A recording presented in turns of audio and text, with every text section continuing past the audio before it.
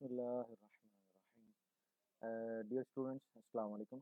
Online classes के सिलसिले में आज हमारा 6 लेक्चर है और जैसे कि आपको आइडिया होगा कि हम चैप्टर नंबर 9 पढ़ रहे हैं।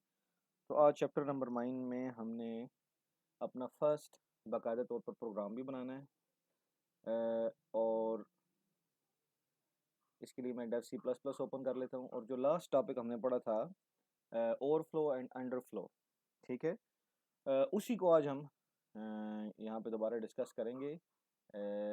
यहाँ मैं आपके सामने एक एग्जांपल पहले इसको सेव कर लेते हैं, सेव एज, और यहाँ पे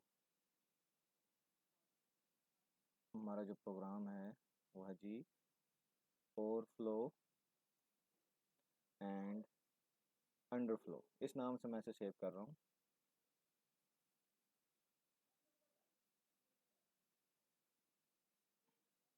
कि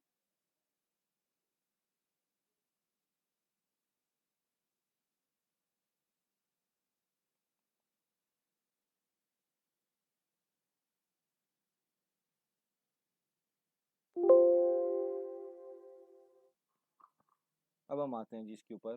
पहला प्रोग्राम है हमारा, जैसे मैंने बताया आपको इससे पहले भी, कि आपने फ़िलहाल इसकी तरफ से परेशान नहीं होना। stdio.h, ये मैं क्यों लिख रहा हूँ, मैं चैप्टर 8 जब पढ़ाऊँगा वहाँ पे आपको ये चीज़ें कुछ क्लियर हो जाएंगी। इंक्लूड कॉन्यो डॉट, फ़िलहाल आप इसको इन फर्स्ट 3 लाइंस के बारे में परेशान ना हो, एज इट इज़ हम लिखेंगे। अच्छा, उसके बाद हम आते हैं जी, पहले ओवरफ्लो की एग्जांपल देखते हैं। तो ओवरफ्लो में क्या है, मैं इंटीजर आई और आई के अंदर जो मैक्सिमम अलाउड वैल्यू है वो बताई थी 32,767, ठीक है, और मैं इस वैल्यू को प्रिंट करवाता हूँ। प्रिंट एफ, ये भी कैसे काम करता है ये भी डिटेल में देखेंगे। फिलहाल इसकी वर्किंग देख लें कि इसके नताइज क्या आते हैं, इसके रिजल्ट्स क्या आते हैं। The value is equal %d। अब ये प्रिंट हो रही है वैल्यू, मैं बताऊंगा कि हमारे पास क्या आउटपुट आएगी। गेट सी एच, इसकी आई की वैल्यू मैंने प्रिंट करवानी है, तो देखें इसकी वैल्यू का प्रिंट होके आएगी। एग्जीक्यूट, ये हमने फॉर्मेट गलत रख दिया है। Control R, control C, close, new, compile करते हैं, सेव,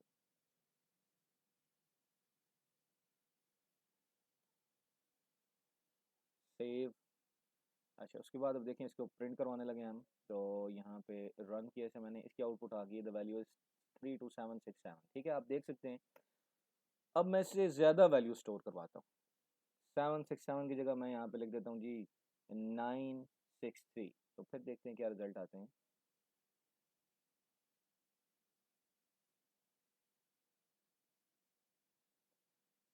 इसने इस वैल्यू को भी स्टोर करवा दी है, यानी इसके अंदर गुंजाइश ज़्यादा है यहाँ। अच्छा, इसमें एक चीज़ और याद रखने की है कि जो प्लेटफॉर्म हम यूज़ कर रहे हैं, बुक के अंदर जो प्लेटफॉर्म दिया हुआ है वो प्लेटफॉर्म मतलब जिस पे हमने प्रोग्रामिंग करनी है, ठीक है, वो प्लेटफॉर्म जो बुक में दिया हुआ है वो टर्बो सी है, लेकिन ये अब ऑब्सोलीट हो गया है, ठीक है, अब ये इस्तेमाल नहीं होता। लेकिन जो अब हम विंडोज़ के मुताबिक जो मॉडर्न है, वो जो अब वर्किंग वाला है, वो हमें जी डेव सी प्लस प्लस, अब जो हम इस्तेमाल करेंगे वो ये। तो इसमें थोड़ा बहुत फ़र्क है क्योंकि ये ओल्ड था, ये पुराना था, और ये न्यू है, तो इसमें डेटा का फ़र्क है। यहाँ पे टर्बो सी में जो है वो जो डेटा लिखा हुआ बुक में, और आपने पेपर में जो लिखना है वो वही लिखना है जो बुक में है।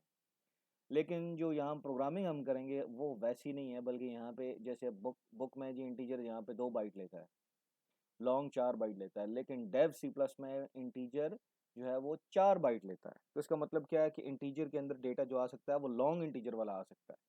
तो हम वो वैल्यू रखते हैं जो लॉन्ग इंटीजर की थी, और वो करके देते हैं। क्योंकि डेटा साइज ज़्यादा है तो हम तजर्बा थोड़ा सा डिफरेंट करते हैं।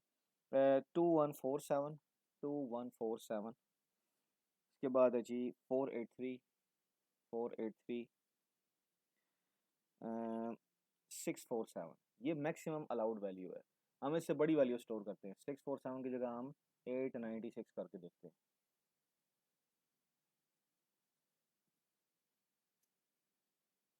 यहाँ पे लिखा हुआ आ रहा है ओवरफ्लो, ये आप देख लें, खुद आपको नज़र आ रहा है, ठीक है। इसमें देखो ये जहाँ मेरा माउस जा रहा है लिखा हुआ आ रहा है ओवरफ्लो, ठीक है। Warning, this decimal constant is unsigned only in, इसको ठीक है नहीं है, ये जो एरर दे रहा है वो ये बहुत बड़ी वैल्यू है, उसको ये कह रहा है। अब मैं इसको जो बुक में दी हुई थी उसमें करके देख लेता हूँ 647। अब कोई मसला नहीं है, ठीक है, उसने प्रिंट भी करवा दी, ठीक है। यानी यहाँ पे अब थोड़ा सा फ़र्क है, ओवरफ्लो अंडरफ्लो का कॉन्सेप्ट वही है, लेकिन डेव सी प्लस प्लस में आके जो थोड़ा सा फ़र्क लगा है वो ये है कि डेटा साइज में थोड़ा सा फ़र्क आ गया, ठीक है।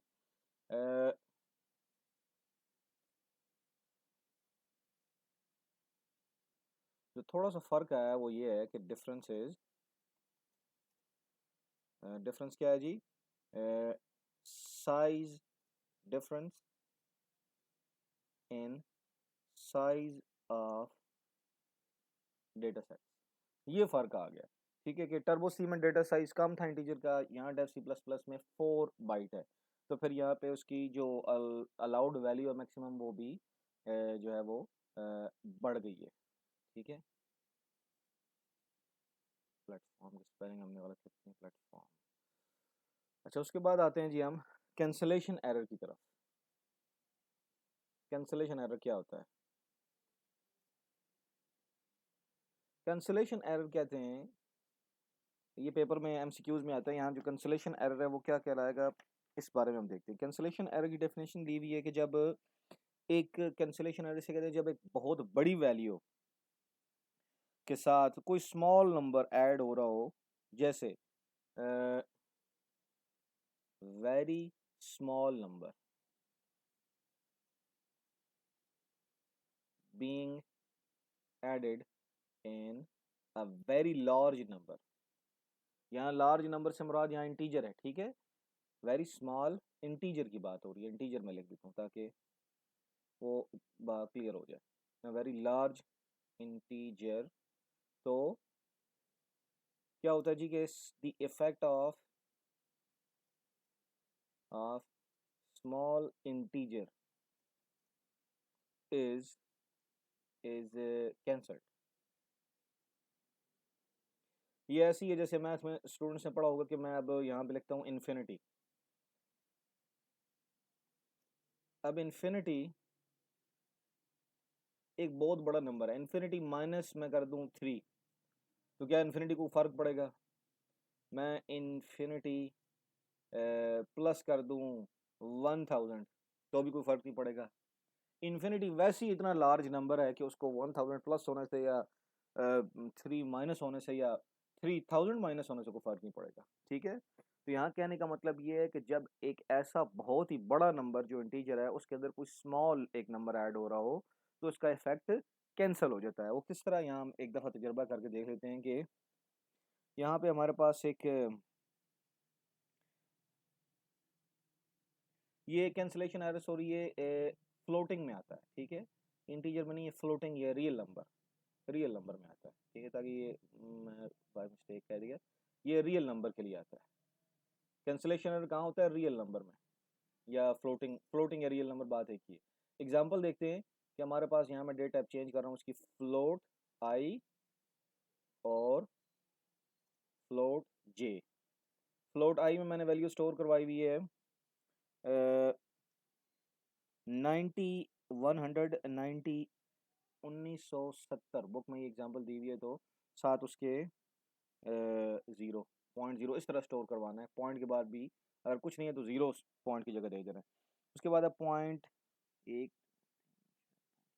0.0000000123, ठीक है। ये एक बहुत ही स्मॉल नंबर है जे में।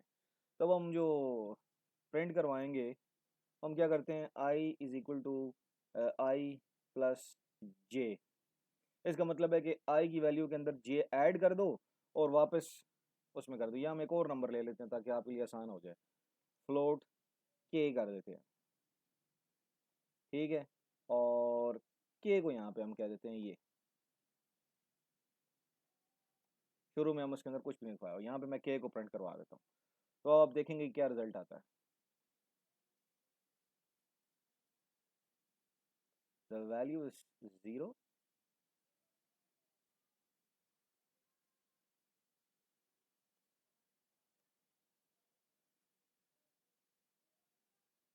Value is 0।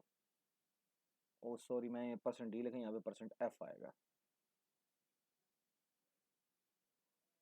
देखें, ये चीज़ इंपॉर्टेंट है कि 1970 ये वैल्यू थी, इसके अंदर ये ऐड होना चाहिए था, ऐड होना चाहिए था, लेकिन ऐड नहीं हुआ, रिजल्ट 1970 ही आ रहा है। इसका मतलब क्या है, the effect of small value, इसका इफेक्ट कैंसिल हो गया, यानी ये इतना स्मॉल नंबर है कि 1970 में ये ऐड हो या ना हो कोई फर्क नहीं पड़ता, इसलिए इसके इफेक्ट को कैंसिल कर दिया। इस चीज़ को कहते हैं कैंसिलेशन एरर। और कैंसिलेशन एरर आकर कहाँ पे होता है, यहाँ पे बात हो चुकी है, कैंसिलेशन एरर कहाँ पे आता है, ये रियल नंबर्स में, या अगर कंप्यूटर की हम बात करते हैं सी लैंग्वेज की, तो फ्लोटिंग में आता है, ठीक है, इंटीजर में नहीं आता। कैंसिलेशन एरर ऑकर होता है कहाँ पे, ये फ्लोटिंग में आता है, ठीक है, इंटीजर में ये नहीं आता। अच्छा, उसके बाद अर्थमेटिक ओवरफ्लो और अर्थमेटिक अंडरफ्लो, ये दो टर्म्स और हैं,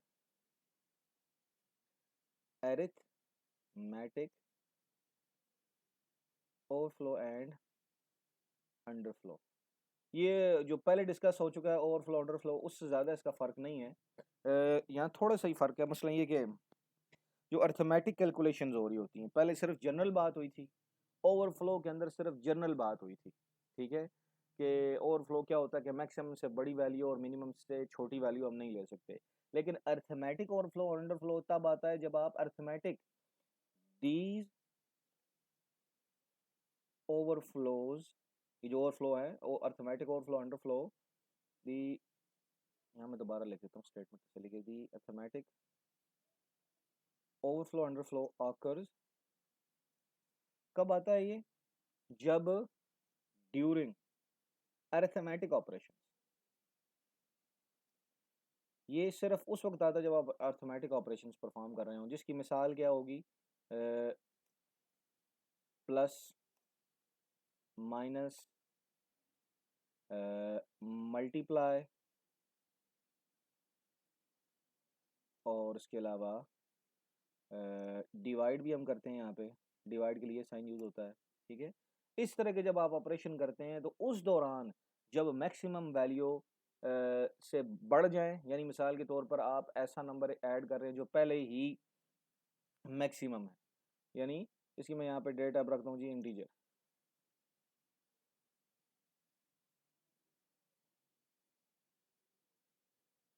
अगर इसकी पहली वैल्यू जो है वो इंटीजर कर देता हूँ इसे मैं, इंटीजर के अंदर पहली वैल्यू उसकी बहुत बड़ी वैल्यू है 32767, ठीक है, या वो पहले वाली वैल्यू रख लें तो इससे पहले थी, और यहाँ पे एक हम उसके अंदर नंबर ऐड कर रहे हैं जो है वो 123, या मैं बुक के हिसाब से चल रहा हूँ, अगर वो इसके हिसाब से चलो तो वो फिर नंबर दूसरा रखना पड़ेगा जो इंटीजर के लिए ये वाला है, 2147 47 483 648, क्योंकि हम डेव सी प्लस प्लस में है तो यहाँ पे डेटा साइज बढ़ गया इंटीजर का, 4 बाइट हो गया है, इसलिए अब हम लॉन्ग इंटीजर का जो डेटा है, जो मैक्सिमम लिमिट है, वो यहाँ रखेंगे।